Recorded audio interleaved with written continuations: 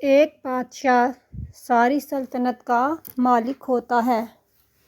وہ جب چاہے جس سے چاہے شادی کر سکتا ہے۔ اس کے لیے 4 یا 5 شادیاں کرنا کوئی بڑی بات نہیں ہوتی ہے، لیکن ان کو برقرار رکھنا یقیناً ایک مشکل کام ہے کہ بیک وقت سب کے فرائض اور حقوق ادا کیے جائیں۔ ایسا ہی اس بادشاہ کے ساتھ ہوا، جس نے 4 شادیاں تو کر لیں مگر اپنی بیویوں کے ساتھ برابری کا سلوک نہ کر پایا۔ بیویاں چوتھی بیوی بادشاہ سے بہت چھوٹی، جوان اور حسین تھی۔ بادشاہ کے دل کی رانی تھی۔ وہ دن رات صرف اس سے محبت کرتا تھا، اس کو ہی سراہتا تھا۔ تمام تر تحفے تحائف اس کے لیے منگواتا تھا۔ تیسری بیوی بہت حسین تھی۔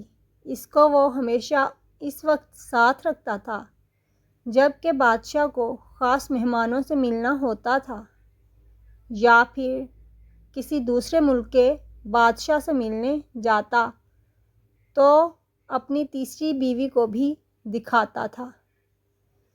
دوسری بیوی بہت سمجھدار تھی۔ وہ عقل سے کام کرتی تھی اور اچھے فیصلے لیتی تھی۔ بادشاہ کی سلطنت کے سارے فیصلے دوسری بیوی کی مرضی سے ہوتے تھے، کیونکہ وہ بہت تیز اور عقل مند تھی۔ بادشاہ کو بھی اس کی ذہانت پر اعتماد تھا۔ پہلی بیوی اپنے خاوند کی دن رات خدمت کرتی تھی۔ کبھی بادشاہ کے ہاتھ دھلاتی، کبھی کپڑے دھوتی، کبھی بادشاہ کی پسند کے مزیدار کھانے بناتی۔ بادشاہ جب بھی بیمار پڑتا، یہ پہلی بیوی ہی بادشاہ کی ساری خدمت کرتی تھی۔ مگر بادشاہ کو یہ بیوی بالکل پسند نہیں تھی، کیونکہ یہ خوبصورت نہیں تھی۔ پھر کیا ہوا؟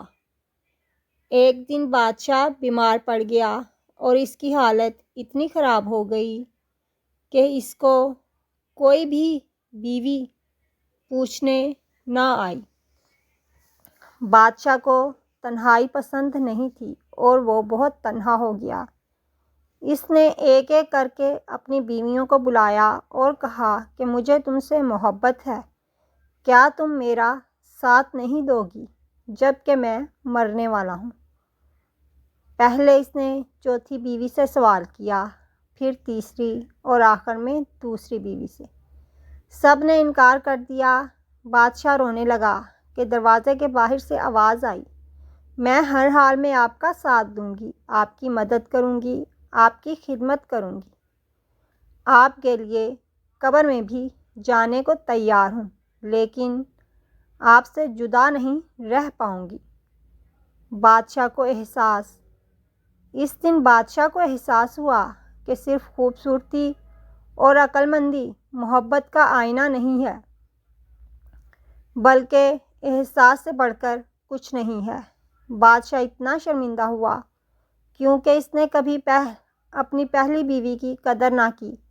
اس دن وہ پہلی بیوی سلطنت کی اصل ملکہ بن گئی اور اپنی دیدہ دلیری اور محبت سے پورے محل کو اکیلے ہی سنبھالا اور ساتھ ساتھ بادشاہ کی خدمت بھی